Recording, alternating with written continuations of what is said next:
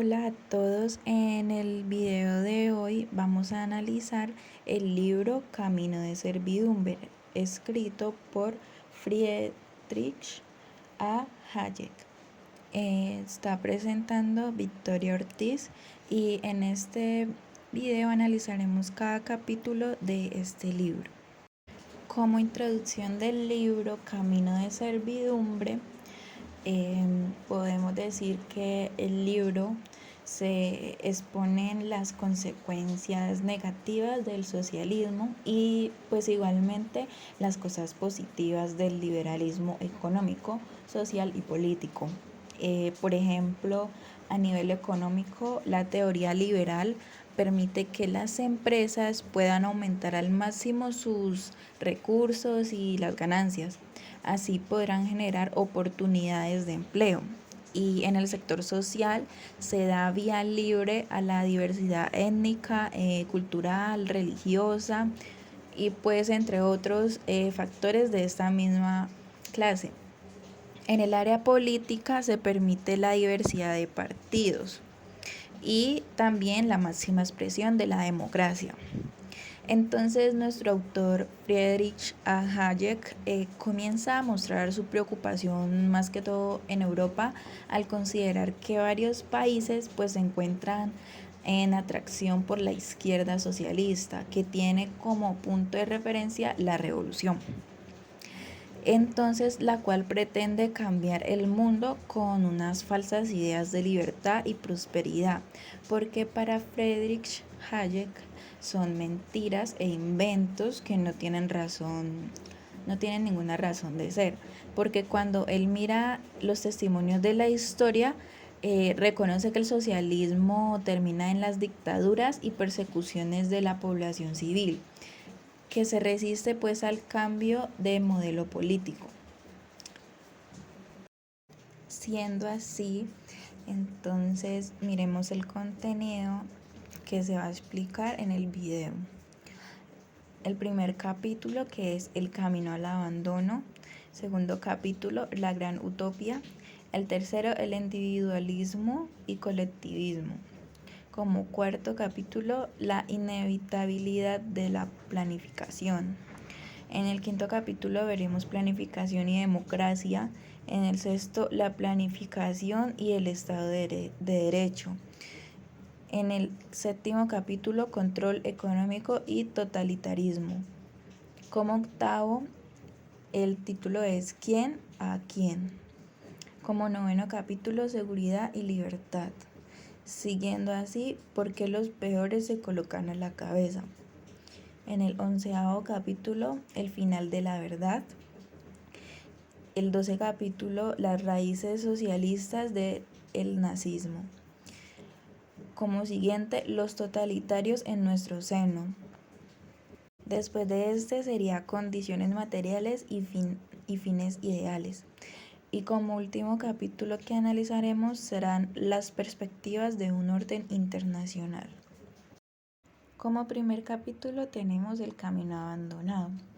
En este primer capítulo el autor vemos que para él hay una necesidad de que los gobiernos de tipo democrático pues estos analicen respectivamente la gestión y continuamente que están desarrollando, las garantías sociales de libertad y progreso ofrecidas a los ciudadanos, pues si no, el socialismo podrá filtrarse rápidamente en los anhelos colectivos de los pueblos, pues este último promete muy falsamente mejoras humanas para alcanzar la igualdad, libertad y progreso.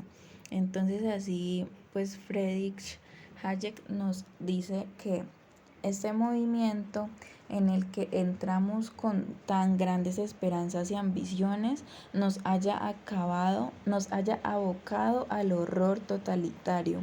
Y ha sido un choque tan profundo para nuestra generación que todavía rehúsa relacionar los dos hechos. Más sin embargo, esta evolución no hace más que confirmar los avisos de los padres de la filosofía liberal, que todavía profesamos y hemos abandonado progresivamente aquella libertad en materia económica sin la cual jamás existió en el pasado liberal, personal ni político. Con esto entonces nos quiere decir que la sociedad europea y en cierta medida pues la norteamericana se cansó de las promesas económicas y también las políticas que se les hacían, ya que aun cuando eran libres para escoger el modelo de gobierno, sistemático, económico y educativo, no mejoraban su condición de vida y más allá de sus esperanzas y anhelos personales, pues habían caído en la rutina de un sistema político que se desgastaba fácilmente y le daba paso al socialismo, que representaba una opción alternativa.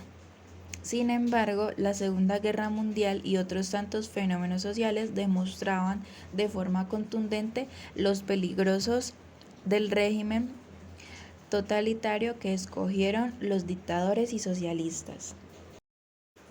Entonces, pues todas estas fueron razones suficientes que le permitieron al autor decir así: aunque algunos de los mayores pensadores políticos del siglo XIX, como Tocqueville y Lord Acton, nos advirtieron que el socialismo significaba esclavitud, hemos marchado constantemente en la dirección del socialismo. Claro está que no se debe atribuir solamente los grandes desastres sociales, económicos, culturales, políticos y también militares a los regímenes socialistas, porque el capitalismo también ha generado consecuencias negativas y positivas, etcétera, ya que genera trabajo y explotación laboral a la misma vez, riqueza y pobreza, igualdad o desigualdad, además de otras tantas cosas que generan rechazo de los pobres. También se puede decir que sin embargo, para Friedrich Hayek, el capitalismo no afecta o viola de una forma totalitaria los principios democráticos, los derechos humanos, la libertad y el progreso humano, entre tanto. El socialismo sí lo hace de una forma directa y totalitaria a través de las dictaduras. Por ejemplo, como dice aquí, el dirigente nazi que describió la revolución nacionalista como un contrarrenacimiento estaba más en lo cierto de lo que probablemente suponía. Ha sido el paso decisivo en la ruina de aquella civilización que el hombre moderno vino construyendo desde la época del Renacimiento y que era sobre todo una civilización individualista, cuestión la cual permite deducir que las dictaduras y el socialismo son una ruina para la civilización, porque pues posee un carácter individualista que coloca el poder en manos de muy pocas personas. Ahora en el capítulo 2 del libro Camino de Servidumbre, el capítulo 2 es titulado La Gran Utopía. En este capítulo nos explica que el socialismo fracasa varias veces porque este mismo se aleja de forma acelerada y poco estratégica del capitalismo.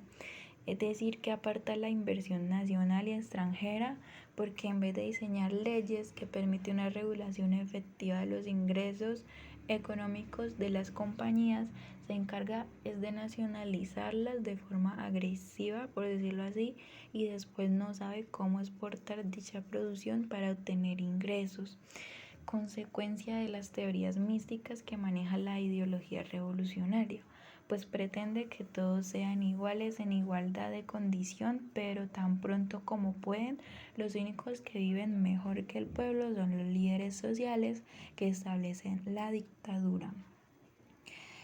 Entonces, Friedrich Hayek nos dice: lo extraordinario es que el mismo socialismo, que no solo se consideró primeramente como el ataque más grave a la libertad, sino que comenzó por ser arbitrariamente una reacción contra el liberalismo de la Revolución Francesa, ganó la aceptación general bajo la bandera de la libertad. Rara vez se recuerda ahora que el socialismo fue en sus comienzos francamente autoritario. El socialismo entonces recibió la aceptación porque modificó un poco su postura dictatorial y autoritaria mediante ideas de justicia social, paz y prosperidad, pero en la práctica esas ideas se caen al piso. Ahora, hablando del sutil cambio de significado a que fue sometida la palabra libertad para que esta argumentación se recibiese con un aplauso, es importante.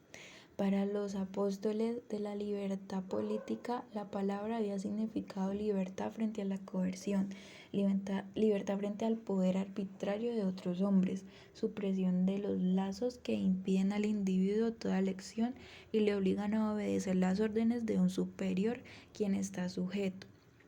La nueva libertad prometida era un cambio, libertad frente a la indigencia, supresión de apremio de las circunstancias que inevitablemente nos limitan a todos el campo de la elección, aunque algunos muchos más que otros. Antes de que el hombre pudiera ser verdaderamente libre, había que destruir el despotismo de la indigencia física, había que abolir las trabas del sistema económico. Entonces la libertad solo era promesas, o mejor dicho, no más que otro nombre para el poder o la riqueza. Y sin embargo, aunque las promesas de esta nueva libertad se combinaron con irresponsables promesas de un gran incremento de riqueza material, pues no era una victoria tan absoluta. Lo que era realmente la libertad era la desaparición de las grandes disparidades existentes en la capacidad de la elección de las diferentes personas. La aspiración a la nueva libertad era pues tan solo otro nombre para la vieja aspiración a una distribución igualitaria de la riqueza. Pero el nuevo nombre dio a los socialistas otra palabra en común con los liberales, y aquellos la explotaron a fondo. Y aunque la palabra fue usada en diferentes sentidos por los dos grupos, pocas gentes le advirtieron y todavía menos se preguntaron a sí mismas si las dos clases de libertad prometidas podían en realidad combinarse. En ese mismo capítulo, el profesor Edward Heyman, uno de los dirigentes del socialismo religioso germano, escribe: el hitlerismo se proclama a sí mismo como a la vez la verdadera democracia y el verdadero socialismo. Y la terrible verdad es que hay un grano de certeza en esas pretensiones, pero suficiente para dar base a tan fantásticas tergiversaciones. El hitlerismo llega hasta a reclamar el papel de protector de la cristiandad, y la verdad terrible es que incluso este gran contrasentido puede hacer alguna impresión. Pero un hecho surge con perfecta claridad de toda esta tiniebla.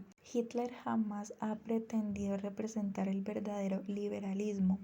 Este tiene pues el mérito de ser la doctrina más odiada por Hitler. Debe añadirse que si este odio tuvo pocas ocasiones de manifestarse en la práctica, la causa fue que cuando Hitler llegó al poder, el liberalismo había muerto virtualmente en Alemania, y fue el socialismo quien lo mató. Lo más triste es que actualmente aún se escuchan decir entre discusiones frases como socialismo individualista. Y si esa es la mentalidad que nos arrastra hacia un nuevo mundo, nada puede ser más urgente que un serio examen del significado real de la evolución acontecida en otro lugar. En tanto la conexión no se haya revelado en todos sus aspectos, pocos serán los que crean que el socialismo democrático, la gran utopía de las últimas generaciones, no es solo una inasequible, sino que el empeño de alcanzarlo produce algo tan sumamente distinto que pocos de sus partidarios estarán dispuestos a aceptar sus consecuencias. El tercer capítulo está titulado Individualismo y colectivismo. En este hay un párrafo importante que resalto del autor, el cual nos menciona: el socialismo significa abolición de la empresa privada y de la propiedad privada de los medios de producción y creación de un sistema de economía planificada. el cual el empresario que actúa en busca de un beneficio es reemplazado por su organismo central de planificación. Nos explica también el autor que el socialismo se encarga de analizar la pobreza, miseria y además también la desigualdad que ha creado el capitalismo en calidad de modelo económico, además de estudiar la pasividad de la democracia que no hace nada por regular los poderes y los privilegios que poseen las empresas y organizaciones privadas. Entonces podemos llegar a ver cómo en el libro nos explican, por decirlo así, que los gobiernos son permisivos, pues estos permiten que las empresas hagan lo que quieren con los trabajadores, por decirlo así. O sea, que pues los exploten y les paguen los sueldos que nunca los dejarán escapar de esa condición obrera y de pobreza en la que siempre se encuentran. Pero nada de esto justifica la dictadura, las imposiciones y el régimen militar que destruyen la vida de las personas que solo quieren vivir, y pues también salir adelante y además de eso trabajar y estudiar y tener una salud digna. El socialismo promete que puede mejorar la economía de un país, que también puede resolver problemas sociales y también promete que puede cambiar condiciones políticas para siempre.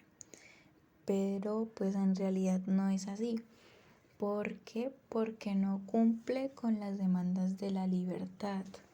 Es decir, que encierra la prensa y todos estos mecanismos que pueden denunciar la injusticia social y la barbarie. Aún así, muchos pueblos y muchísimas personas han caído en las falsas promesas pues de este socialismo. Por eso se ven de espaldas cuando experimentan los aspectos negativos de la falta de libertad para expresarse, para escoger, para elegir, para pensar y para actuar como una sociedad verdaderamente democrática. En cambio, el liberalismo hace todo lo contrario, porque es capaz de fortalecer relaciones sociales de las personas cuando permite la libre asociación. El autor nos dice que la idea de una centralización completa de la dirección de la actividad económica espanta a mucha gente, que no solo por la tremenda dificultad de la tarea, sino más aún por el horror que inspira el pensamiento de que todo sea dirigido en un centro único. Pues si a pesar de ello nos movemos rápidamente hacia tal estado, es principalmente porque la mayoría aún cree que posiblemente puede encontrar una vía intermedia entre la competencia atomística y la dirección centralizada. Nada por lo demás aparece a primera vista más plausible o tiene más probabilidades de atraer a la gente razonable que la idea de que nuestro objetivo no debe ser ni la descentralización extrema de la libre competencia ni la centralización completa de un plan único, sino alguna prudente mezcla de los dos métodos. Pero el simple sentido común se revela como un engañoso guía en este campo, aunque la competencia pueda soportar cierta mezcla de intervención. No puede combinarse con la planificación en cualquier grado que deseemos y ha de seguir operando como una guía eficaz de la actividad productiva.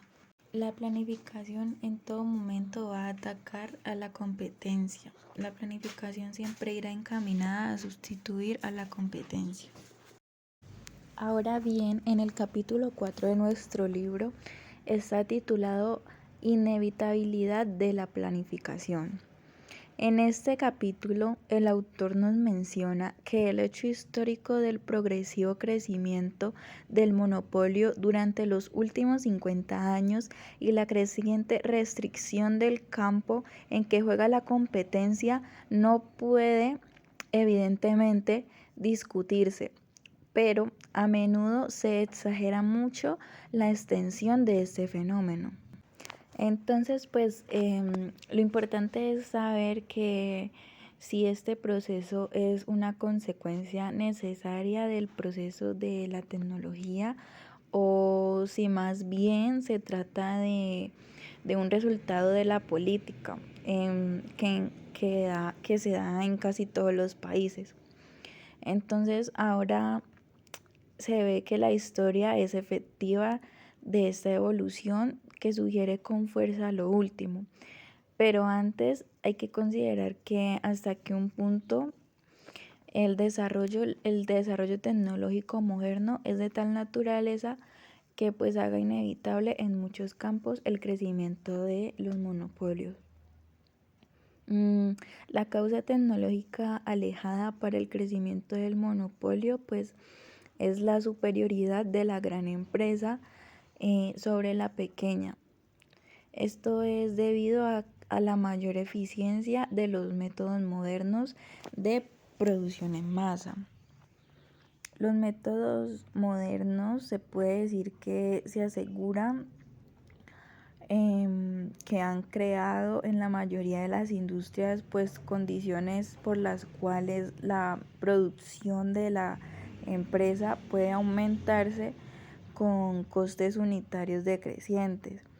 Y pues el resultado es que las grandes empresas están superando y expulsando de todas las partes a las pequeñas. Este proceso seguirá. Este proceso pues seguirá hasta que en cada industria solo quede una o pues la más unas cuantas empresas pues grandes. También nos dice que el más amplio estudio de estos hechos comprendido recientemente es el de la compañía Temporary National Economic Committee, el del americano, sobre la concentración del poder económico. Nos dice que el dictamen final de esta comisión que concluye que la opinión según la cual la mayor eficiencia de producción en gran escala es causa de la desaparición de la competencia, pues se encuentra insuficiente apoyo en todos los testimonios disponibles en la actualidad, y la detallada monografía que sobre este problema preparó la comisión resume la respuesta. La superior eficiencia de las grandes instalaciones no ha sido demostrada en muchos campos. No ha podido ponerse de manifiesto la ventaja que supone ha destruido la competencia, ni tampoco exigen inevitablemente el monopolio las economías de escala. Donde ésta existe, la dimensión o las dimensiones de eficiencia óptima puede alcanzarse mucho antes de quedar sometida a tal control la mayor parte de una oferta. La conclusión de que la ventaja de la producción en gran escala tiene inevitablemente que conducir a la abolición de la competencia no puede aceptarse. Téngase además presente que el monopolio es con frecuencia el producto de factores que no son el menor coste de una mayor dimensión. Se llega a él mediante confabulaciones y lo fomenta la política oficial. Si estas conclusiones se invalidan y esta política se invierte, las condiciones de la competencia pueden ser restauradas. Una investigación de las condiciones de Gran Bretaña conduciría a resultados muy semejantes. Todo el que ha observado cómo los aspirantes a monopolistas solicitan regularmente y obtienen pues muchas veces la asistencia de los poderes del Estado para hacer efectivo su dominio, apenas durará que no hay nada de inevitable en este proceso.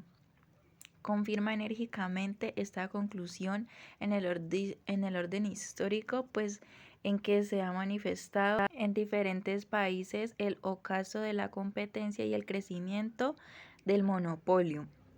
Si hubieran sido el resultado del desarrollo tecnológico o un necesario producto de la evolución del capitalismo.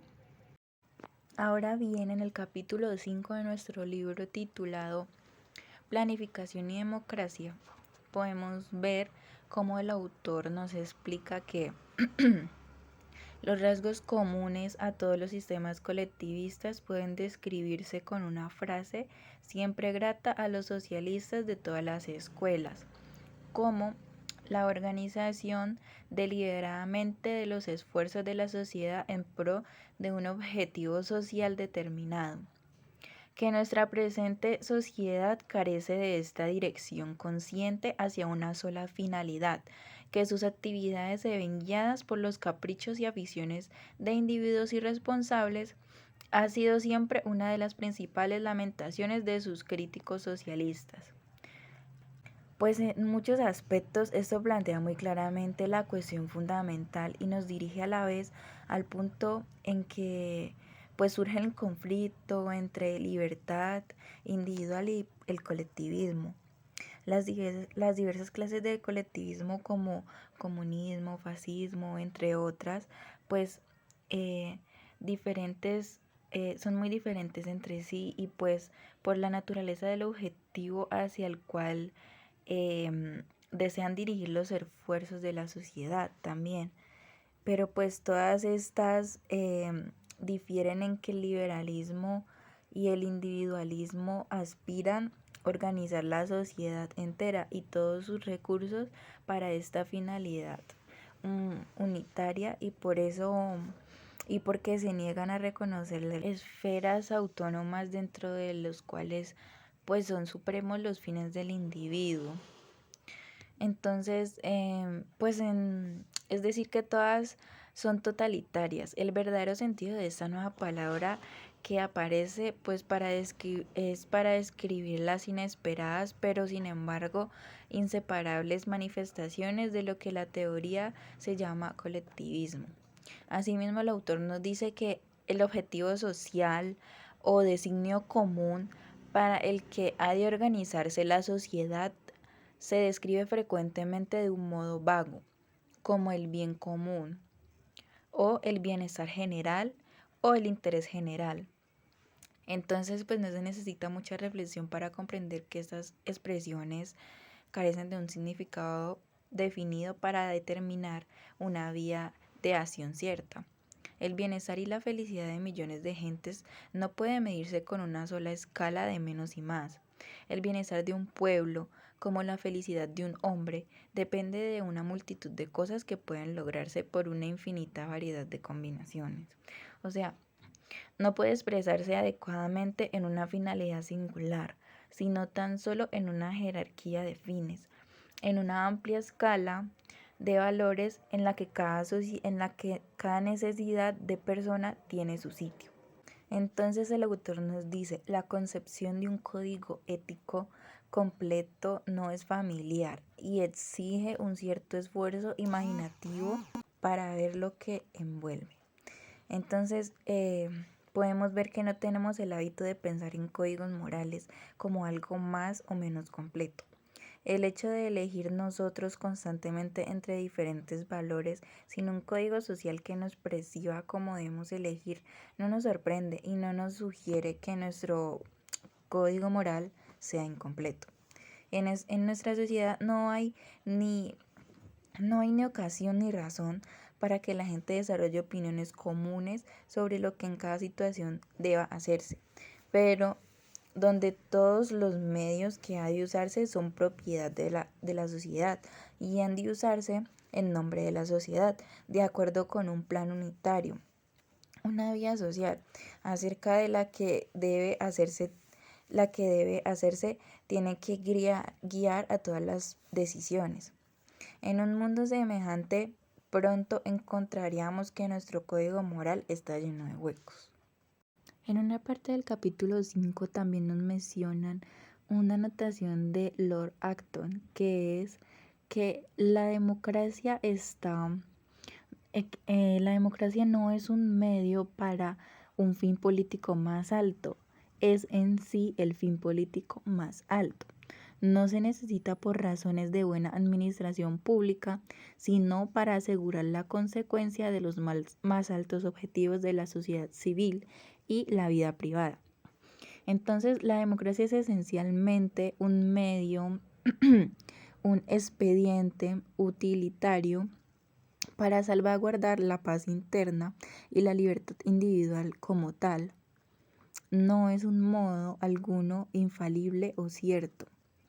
Tampoco debemos olvidar que a menudo es un modo alguno, que a menudo ha existido una libertad cultural y espiritual mucho mayor bajo un régimen autocrático que bajo algunas democracias, y se entiende sin dificultad que bajo el gobierno de una mayoría muy homogénea y una doctrina, el sistema democrático puede ser tan opresivo como la peor dictadura. Si la democracia se propone una meta que exige el uso de un poder incapaz de ser guiado por reglas fijas, entonces tiene que convertirse en un poder arbitrario. En el capítulo 6 del libro, titulado La planificación y el Estado de Derecho, el autor en una parte del libro nos dice: si el Estado ha de prever la incidencia de sus actos, esto significa que no puede dejar elección a los afectados. Entonces, allí donde el Estado puede prever exactamente los efectos de las vías de acción alternativos sobre los individuos en particular, es el Estado quien elige entre los diferentes fines. Si deseamos crear nuevas oportunidades abiertas a todos, ofrecer opciones que la gente pueda usar como quiera, los resultados precisos no pueden ser previstos. Las normas generales o leyes genuinas, a diferencia de las órdenes específicas, tienen que proyectarse, pues, para operar en circunstancias que no pueden preverse con detalle y por consiguiente no pueden conocerse de antemano, sus efectos sobre cada fin o cada individuo en particular. Solo de este modo le es posible al legislador ser imparcial. Ser imparcial significa no tener respuesta para ciertas cuestiones, para aquella clase de cuestiones sobre las que, si hemos de decidir nosotros, decidimos tirando al aire una moneda.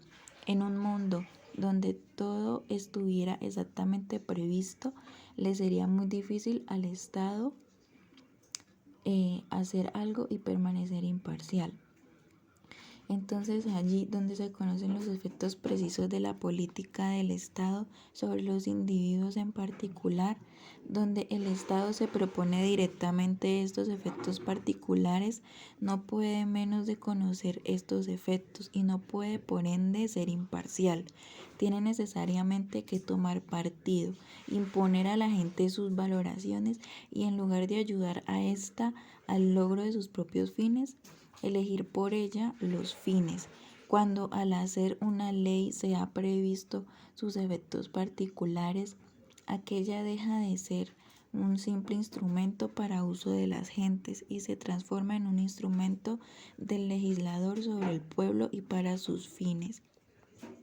El Estado deja de ser una pieza del mecanismo utilitario proyectado para ayudar a los individuos al pleno desarrollo de su personalidad individual y se convierte en una institución moral, donde moral no se usa en contraposición a inmoral, sino para caracterizar a una institución que impone a sus miembros sus propias opiniones sobre todas las cuestiones morales.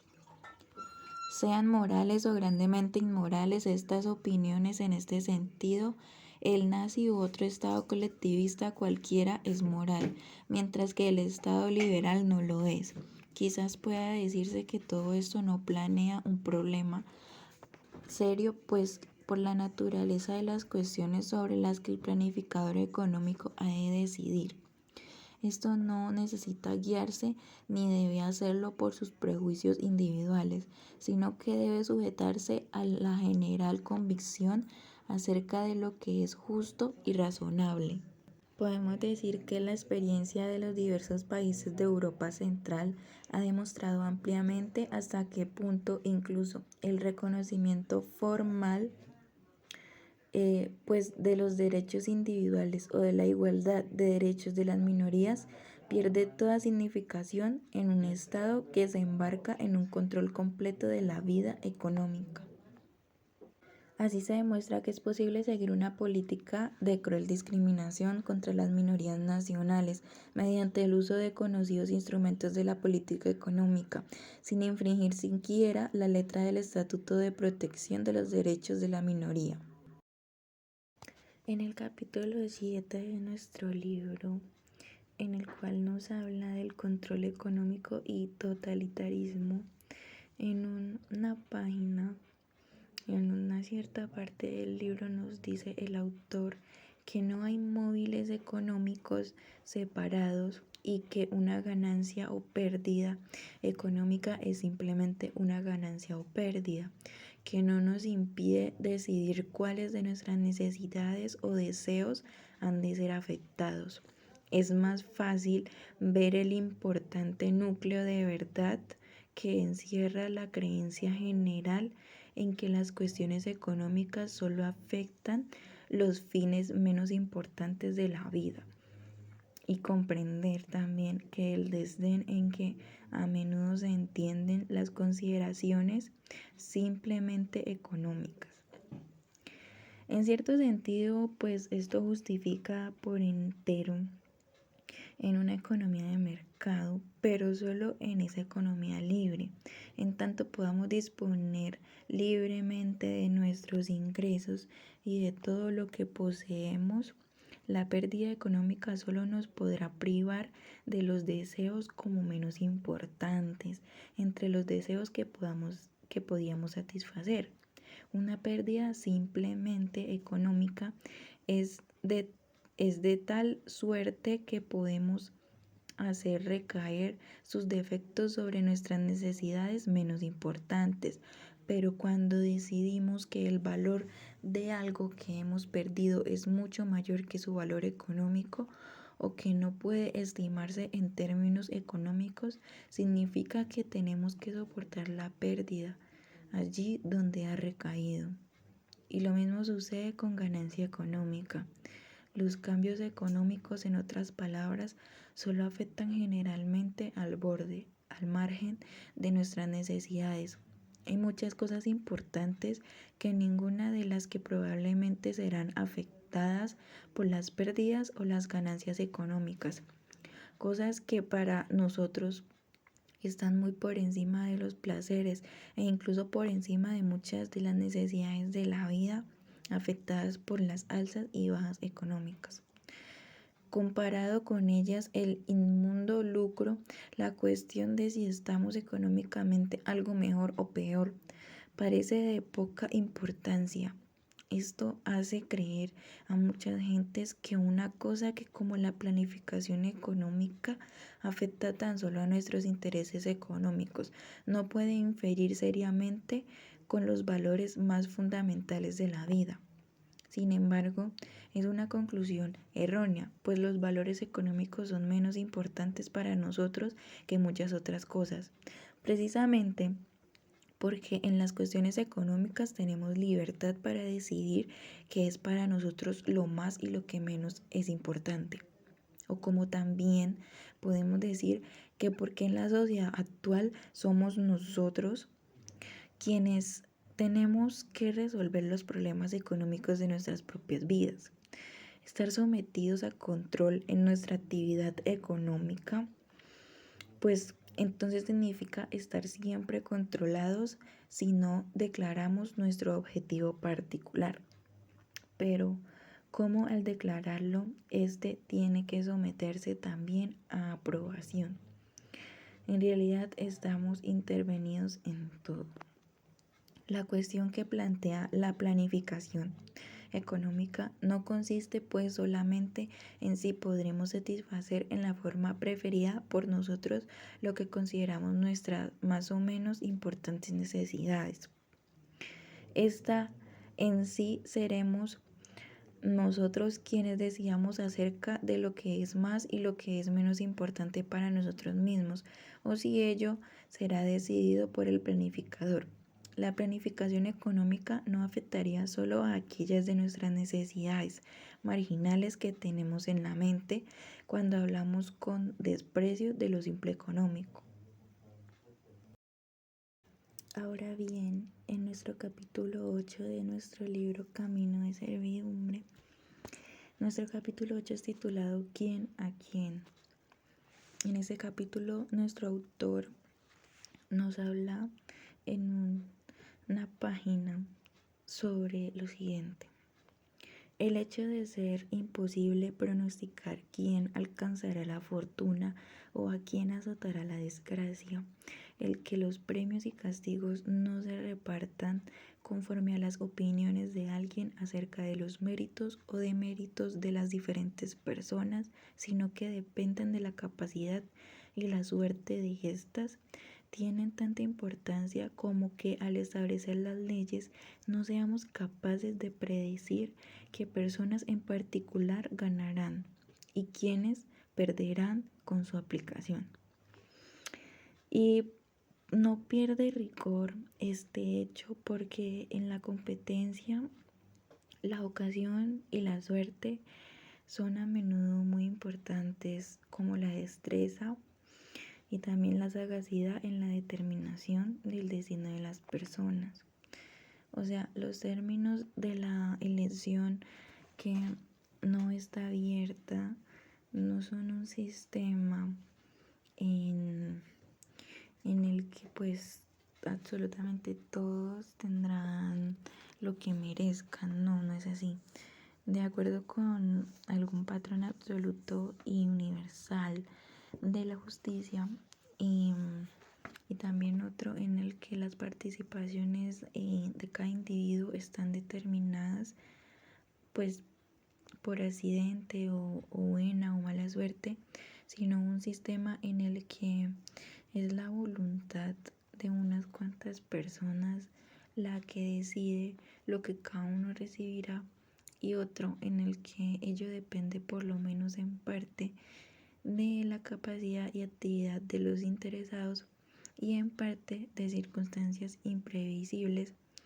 No pierde su importancia porque en un sistema de libertad de empresa las oportunidades no sean iguales, dado que este sistema descansa necesariamente sobre la propiedad privada, y aunque quizá no con la misma necesidad, la herencia con las diferencias que están creadas en cuanto a oportunidades. Hay pues un fuerte motivo para reducir que esta desigualdad de oportunidades, hasta donde las diferencias congénitas lo permiten, y en la medida que sea posible hacerlo sin destruir el carácter impersonal del proceso por el cual cada uno corre a su suerte, y los criterios de unas personas sobre lo justo y deseable no predominan sobre lo de otras. Entonces, el hecho de ser mucho más restringidas en esa sociedad en régimen de competencia, las oportunidades abiertas al pobre que las ofrecidas al rico, no impide que en esta sociedad el pobre tenga mucha más libertad que la persona dotada de placeres materiales, mucho mayor en una sociedad diferente. Aunque pues bajo la competencia la probabilidad de que un hombre empieza pobre alcance una riqueza es mucho menor que la que tiene el hombre que ya ha heredado propiedad, no solo aquel que tiene alguna probabilidad, sino que el sistema de competencia es el único donde aquel solo depende de sí mismo y pues no de los favores del poderoso, y donde nadie puede impedir que un hombre intente alcanzar dicho resultado. Entonces, solo porque hemos visto, olvidado lo que significa la falta de libertad. Entonces despreciamos a menudo el hecho de que en cualquier sentido real un mal pagado trabajador no calificado tiene mucha más libertad en Inglaterra para disponer de su vida que en muchos pequeños empresarios en Alemania, o mucho mejor pagado ingeniero gerente en Rusia. En cuanto a cambiar de qué hacer o de lugar de residencia, a profesar ciertas opiniones o a gastar su ocio en una particular manera, aunque a veces pueda ser el alto precio que ha de pagar por seguir las propias inclinaciones y a mucho parezca demasiado elevado, no hay impedimentos absolutos, no hay peligros para la sociedad corporal y la libertad que le aten por la fuerza bruta a la tarea y al lugar asignados por un superior. En la página 209 de nuestro libro comienza el capítulo 9 llamado Seguridad y Libertad. En este capítulo el autor menciona una idea que dice: igual que la espuria libertad económica y con más justicia, la seguridad económica se presenta a menudo como una indispensable condición de la libertad efectiva. Entonces, esto es en un sentido tan cierto como importante. Nos dice: la independencia de criterio o la energía de carácter rara vez se encuentra entre quienes no confían en abrirse camino por su propio esfuerzo. Sin embargo, la idea de seguridad económica no es menos vaga y ambigua que la mayoría de las expresiones sobre estas materias. Y por ello la aprobación general que se concede a la demanda de seguridad puede ser un peligro para la libertad. Evidentemente, cuando la seguridad se entiende en un sentido demasiado absoluto, la general porfía por ella, lejos de acrecentar las oportunidades de libertad, se convierte en su más grave amenaza.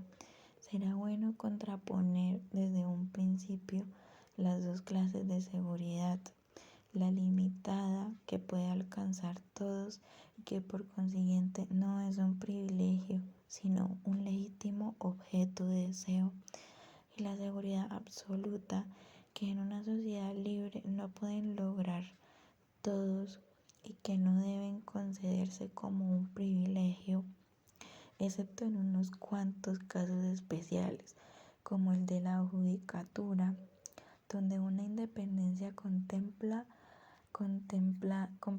es de extraordinaria importancia. Estas dos clases de seguridad son: la primera, la seguridad contra una privación material grave, la incertidumbre de un determinado sustento mínimo para todos; y la segunda, la seguridad de un determinado nivel de vida o de la posición de una persona o también grupo que disfruta en comparación con otros. Pues la seguridad de un ingreso mínimo y la seguridad de aquel ingreso concreto que se pone merecido por una persona, ahora en distinción, coincide ampliamente con la diferencia entre la seguridad que puede procurarse a todos fuera y como suplemento del sistema de mercado, y la seguridad que solo puede darse a algunos y solo mediante el control o la abolición del mercado. Nuestro autor en este mismo capítulo también nos menciona que cuando, como en el caso de la enfermedad y el accidente, ni el deseo de evitar estas calamidades, ni los esfuerzos para vencer sus consecuencias son, por regla general, debilitados por la provisión de una asistencia. Cuando en resumen se trata de riesgos genuinamente asegurables, los argumentos para que el Estado ayude a organizar un amplio sistema de seguros sociales son muy fuertes. En estos programas hay muchos puntos de detalle sobre los que estarán en desacuerdo quienes desean preservar el sistema de la competencia y quienes desean sustituirlo por otro diferente. Y pues es imposible introducir bajo el nombre de seguros sociales mediante que tiendan a hacer más o menos ineficaz la competencia, pues no hay incomparabilidad de principio entre una mayor seguridad proporcionada de esta manera por el Estado y el mantenimiento de la libertad individual. A lo mismo pertenece también el incremento de seguridad a través de la asistencia concebida por el Estado a las víctimas de calamidades como, como los de los terremotos y las inundaciones, siempre que una acción común pueda mitigar desastres contra los cuales el individuo ni puede intentar protegerse a sí mismo ni prepararse para sus consecuencias, esta acción común debe sin duda emprenderse. En nuestro capítulo 10 del libro nos titula ¿Por qué los peores se colocan a la cabeza? En este capítulo el autor nos dice en un párrafo que no vamos a engañarnos a nosotros mismos creyendo que todas las personas honradas tienen que ser demócratas o es forzoso que aspiren a una participación en el gobierno. Muchos preferirían sin duda confiarla a alguien a que tienen por más competente. Aunque pueda ser una imprudencia, no hay nada malo ni deshonroso en aprobar una dictadura de los buenos. Entonces, el totalitarismo podemos ver que es un poderoso sistema, lo mismo que para el bien da para el mal, y el propósito que guíe su uso ya depende pues enteramente de los mismos dictadores. Quienes piensan, pues los dictadores piensan que no es el sistema lo que debemos temer, sino el peligro de que caiga en manos de gente perversa. Pueden incluso verse tentados a conjugar este peligro procurando que un hombre honrado se adelante a establecerlo. Sin duda es un sistema fascista. Inglés diferiría muchísimo de los modelos italianos o alemán. Sin duda la transición se afectará sin violencia. Podríamos esperar que sugiriese un tipo mejor de dirigente, y si estuviese bajo un sistema fascista, sin duda sería mejor bajo un sistema instaurado por ingleses que bajo el establecido por otros hombres cualesquiera. Sin embargo, todo esto no significa que, juzgando por nuestros criterios actuales, un sistema fascista británico resulte en definitiva ser muy diferente o mucho menos intolerable que sus prototipos.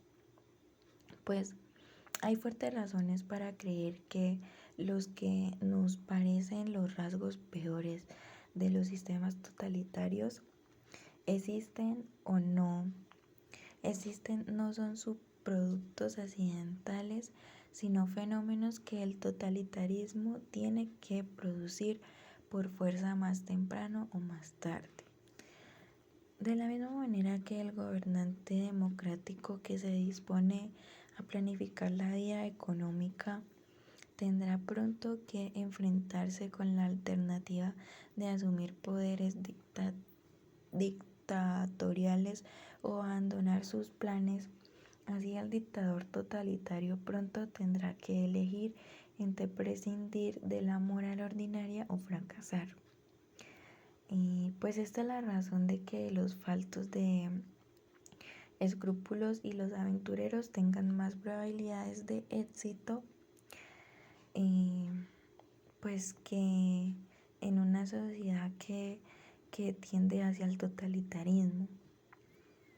Entonces, quien no vea esto, pues no ha advertido toda la anchura, por decirlo así, de sí misma parte que separa al totalitarismo de otro régimen liberal.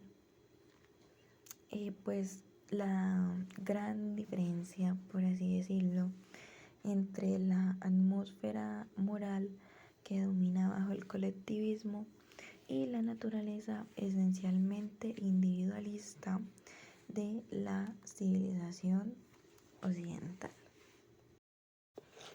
En el capítulo 11 de nuestro libro se titula El final de la verdad. Aquí nuestro autor nos expresa en un párrafo que dice: si bien en los estados totalitarios esta posición de la propaganda proporciona un poder único sobre las mentes, los peculiares efectos morales no surgen de su técnica, sino del propósito y el alcance de la propaganda totalitaria. Entonces, si pudiera confiarse a adoctrinar a la gente sobre el sistema general de los valores hacia el que se dirige el esfuerzo social, la propaganda representaría simplemente una manifestación particular de los rasgos característicos de la moral colectivista. Entonces, si su propósito fuera tan solo enseñar al pueblo un código moral definido y completo, el problema entonces solo estaría en averiguar si este código moral es bueno o es malo. Pero ya debemos de tener claro que no es probable que nos dejemos atraer por un código moral de una sociedad totalitaria, pues el esfuerzo hacia la igualdad a través de una economía dirigida solo puede conducir a una desigualdad impuesta oficialmente y a una determinación autoritaria de la posición de cada individuo en el nuevo orden jerárquico, que al mismo tiempo desaparecerían la mayor parte de pues los elementos humanitarios de la sociedad moral, como el respeto por la vida humana, por el débil, por el individuo en general, y por repulsivo que esto pueda parecer para muchas personas, como nos dice el autor. Y aunque ello envuelve un cambio en los criterios morales, no es necesariamente antimoral por completo. Podemos ver en este capítulo también que las consecuencias morales de la propaganda totalitaria que debemos considerar ahora son una de las clases más profundas. Son la destrucción de toda la moral social. ¿Por qué? Porque minan uno de sus fundamentos, el sentido de la verdad, y también su respeto hacia ella. Entonces, por la naturaleza de su tarea, la propaganda totalitaria pues sencillamente no puede confinarse a la gradación de los valores, a la cuestión de interpretación y a las convicciones morales, sobre las cuales el individuo siempre adaptará más o menos a los criterios dominantes en su comunidad, sino que ha de extenderse a cuestiones de hecho que operan sobre la inteligencia humana por una vía diferente. Tiene que ser así, primero porque para inducir a la gente a aceptar los valores oficiales, estos deben justificarse o mostrarse en conexión con los valores ya sostenidos por la gente. Pues esto obviamente acogerá a muchas afirmaciones acerca de las relaciones causales entre medios y fines. Y pues igualmente, en segundo lugar, porque La distinción entre fines y las medidas tomadas para alcanzarlo jamás es en la realidad tan tajante y definida como tiende a sugerirlo la discusión general de estos problemas. Entonces, pues ya en consecuencia, la gente tiene que ser llevada a aceptar no solo los fines últimos, sino también las opiniones acerca de los hechos y posibilidades sobre las que descansan las medidas particulares. En el capítulo 12 del libro se titula como Las raíces socialistas del nazismo. Nuestro autor nos explica que es un error general considerar el nacionalismo como una simple revuelta contra la razón, como un movimiento irracional sin trasfondo intelectual alguno. Si fuera así, el movimiento sería mucho menos peligroso que lo que es, pero nada más lejos que la verdad, ni más engañoso. Las doctrinas del nacionalismo son la cima de una larga evolución ideológica, de un proceso en el que han participado pensadores que ejercieron una gran influencia mucho más allá de las fronteras de Alemania. Se piense lo que se quiera sobre sus premisas de partida. Lo cierto es que los hombres que engendraron las nuevas doctrinas, escritores vigorosos, han dejado la impronta de sus ideas sobre el pensamiento europeo entero. Desarrollaron un sistema con rigurosidad consecuencia, y una vez que aceptan las premisas iniciales, no es posible escapar a su lógica, pues entonces es simplemente el colectivismo libre de todas las huellas de una tradición individualista que pudiera embarazar su realización. Aunque este desarrollo lo llevaron la dirección de los pensadores alemanes, pues no estuvieron en modo algunos solos.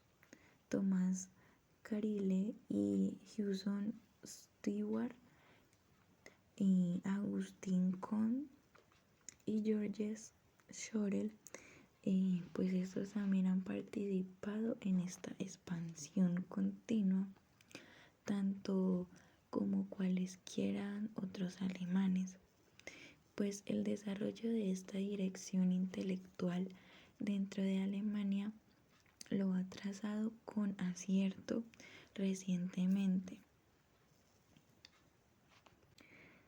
Mr. Butler en su estudio sobre las raíces del nacionalismo.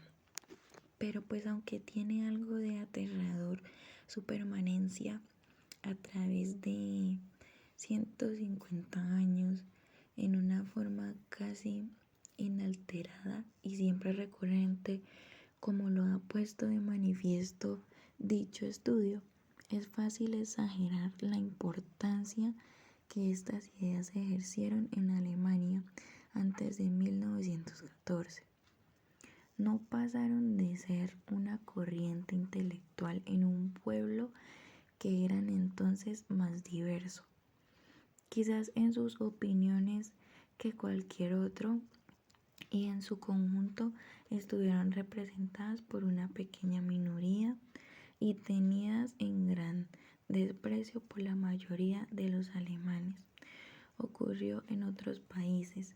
Entonces, ¿cómo es que estas opiniones sostenidas por una minoría reaccionaria acabaron por ganar la asistencia de la gran mayoría de los alemanes y prácticamente de toda su juventud? No fue solo la derrota, el sufrimiento y la ola de nacionalismo lo que trajo su triunfo. Todavía menos fue su origen, como muchas gentes desean creer. una reacción capitalista contra el avance del socialismo, pues por el contrario, la ayuda que dio el predominio a estas ideas vino precisamente en un campo ya socialista. Y en realidad no fue la burguesía, sino más la ausencia de una fuerte burguesía, lo que contribuyó a elevar al poder. Y las doctrinas que guiaron a los sectores dirigentes de Alemania en la generación pasada no se oponían al socialismo en cuanto a marxismo, sino a los elementos liberales contenidos en aquel, su internacionalismo y su democracia. Y a medida que se hizo más claro que eran precisamente estos elementos pues los obstáculos para la realización del socialismo, entonces los socialistas de la izquierda se aproximaron más y más a los de la derecha, y fue la unión de las fuerzas anticapitalistas de la derecha y de la izquierda la fusión del socialismo radical con el conservador, pues lo que expuso de Alemania a todo lo que era liberal. En el capítulo 13 de nuestro libro, este se titula como Los totalitarios en nuestro seno. Pues aquí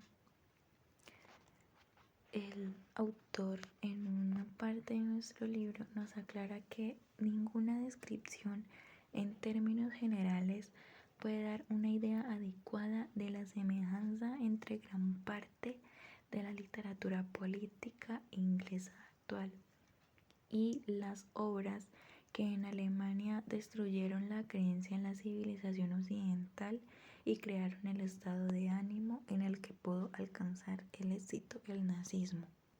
En este capítulo también nos mencionan mucho al profesor Carr, como por ejemplo en un campo donde más se destaca su tendencia característica es en los problemas internacionales, pero por las fugaces visiones que podemos obtener sobre la futura sociedad que él contempla, pues resulta que corresponde también por completo al modelo totalitario que a veces llega uno a preguntarse si esta semejanza es accidental o deliberada. Cuando el profesor Carr afirma, por ejemplo, que no podemos ya encontrar mucho sentido a la distinción familiar, al pensamiento del siglo XIX entre sociedad y Estado, sabe que está precisamente la doctrina del profesor Carl Schmitt,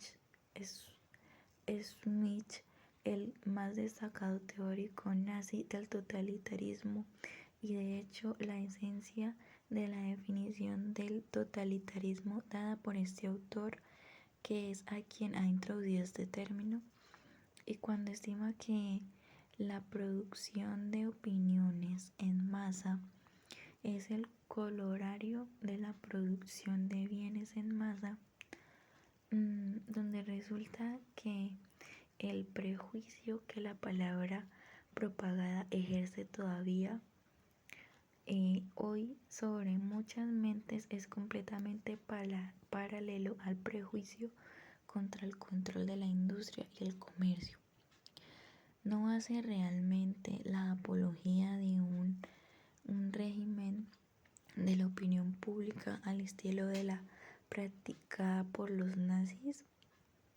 Es su más reciente libro del profesor Carr, que responde con una enérgica afirmativa a la pregunta con la que cerramos el capítulo anterior.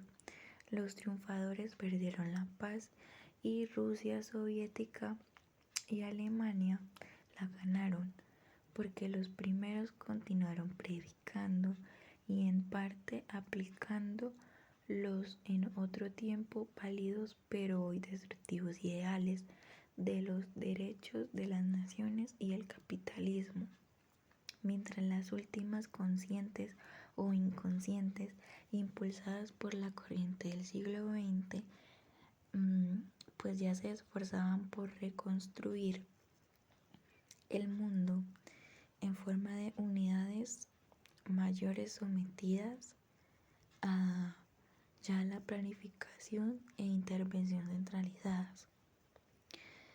Entonces, según todo lo anterior que nos dice el profesor Kars, él con esto quiere hacer referencia a que hace completamente suyo el grito de Inglaterra alemán, el grito de la guerra alemana, de la revolución socialista del este contra el occidente liberal, dirigida por la fuerza impulsadora de todo movimiento político que fue importante, pero pues ya en los últimos 20 años.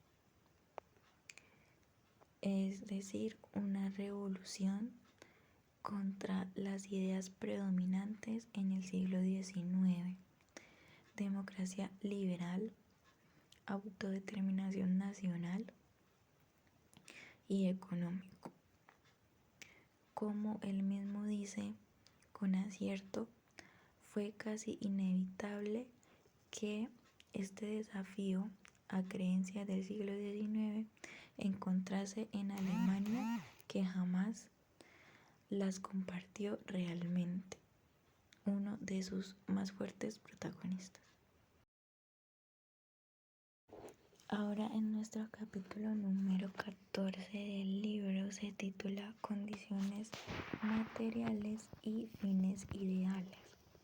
En este capítulo el autor nos deja claro que cuando consideramos las demandas de la reconstrucción social que más apremiantemente se solicitan, resulta que son casi todas de carácter económico.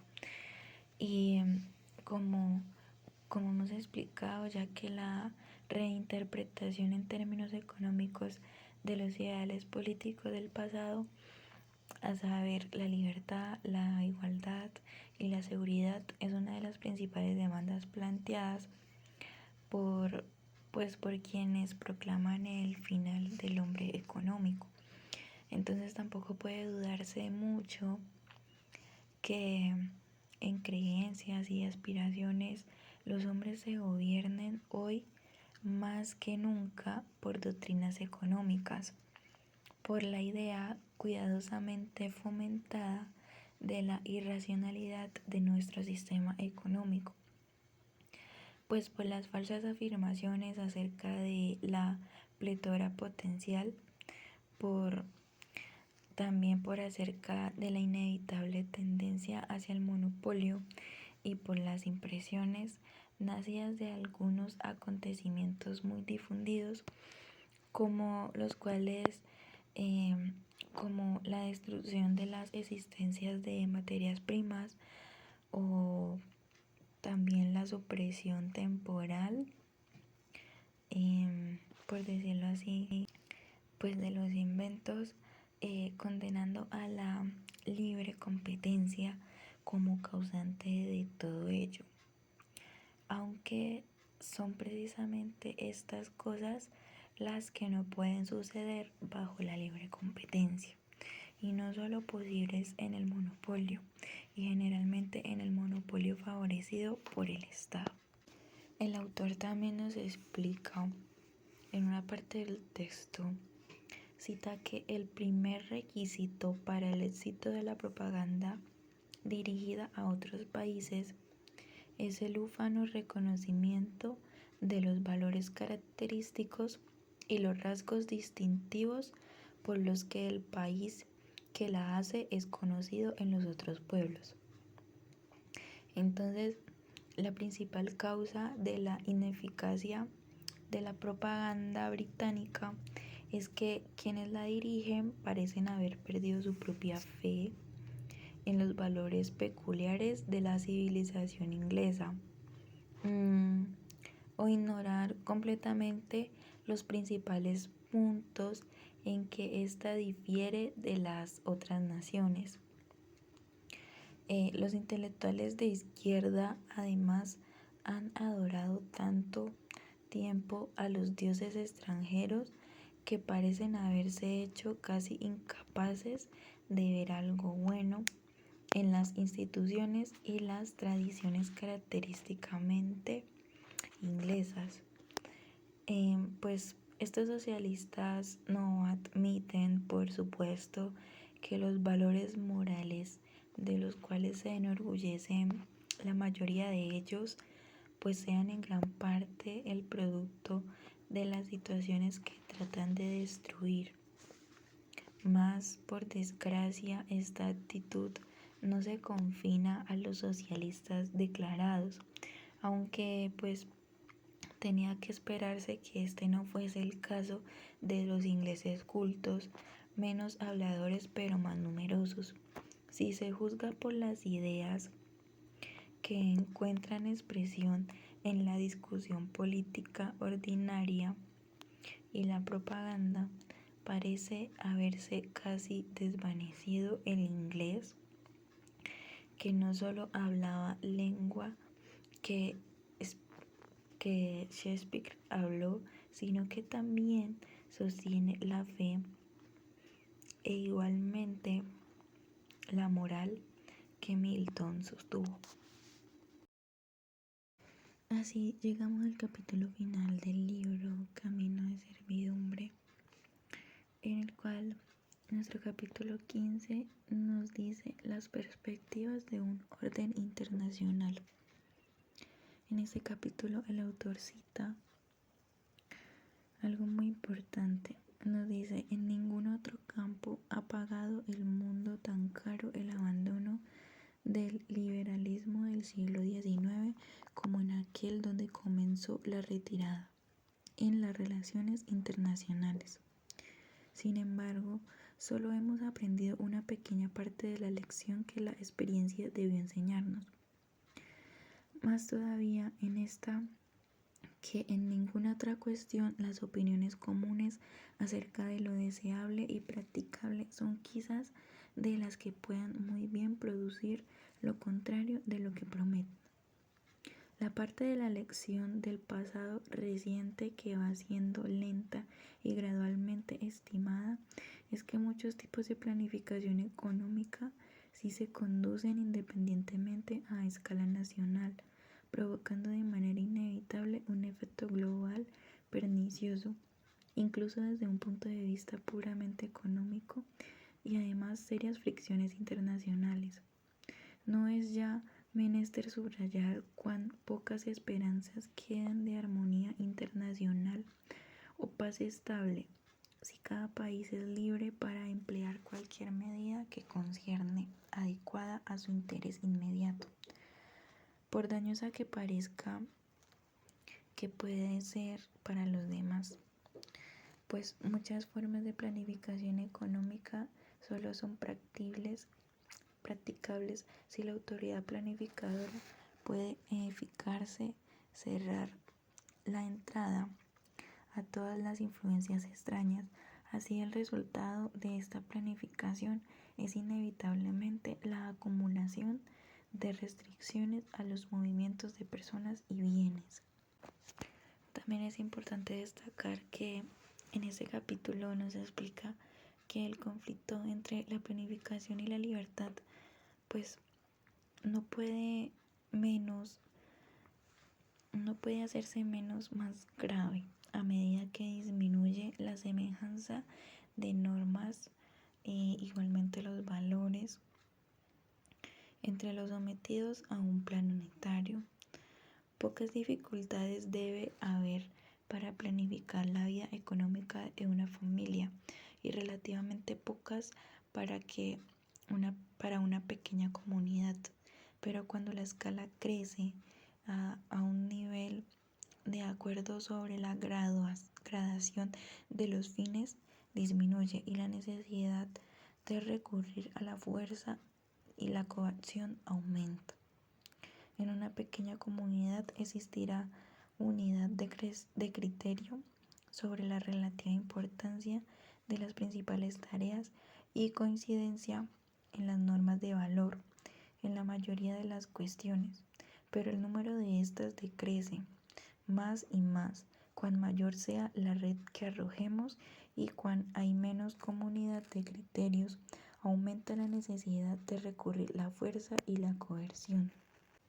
Es cierto que con la formación de las federaciones regionales subsiste la posibilidad de una guerra entre diferentes bloques, que para reducir este riesgo en todo lo posible tenemos que contar con una organización más amplia y menos apretada. Así, como conclusión de nuestro libro, podemos decir que la humanidad debe evaluar y diagnosticar en qué está fallando para garantizar la formación de instituciones públicas, privadas e independientes, las cuales garanticen la inclusión social y económica de los ciudadanos de cada país, pues de lo contrario la pobreza, desigualdad y falta de oportunidades harán que las sociedades sean mucho más vulnerables frente a la ideología socialista que pues es capaz de generar dictaduras, totalitarismo e incluso la muerte física de sus seguidores, como lo vimos en las explicaciones de los capítulos del libro. Y pues ya sea para apoyar la causa o simplemente para negar a seguirla. El socialismo es muy peligroso. ¿Por qué? Porque es peligroso, pues niega a los ciudadanos la libertad para vivir y escoger de qué manera quieren formar su misma sociedad.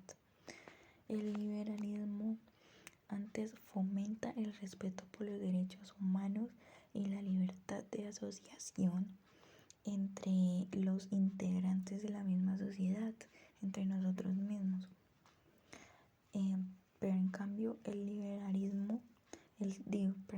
Pero en cambio el socialismo es capaz de formar la dictadura, perseguir, humillar y matar a los opositores.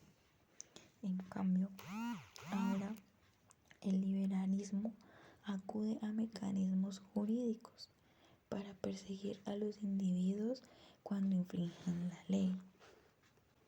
Entonces, así podemos ver cómo el socialismo simplemente no puede representar una seguridad financiera, una libertad social, una libertad política. No puede representar y no puede asegurar eso, porque pues limita los derechos al máximo y además, si no puede respetarlos, elimina a los portadores de estos mismos derechos.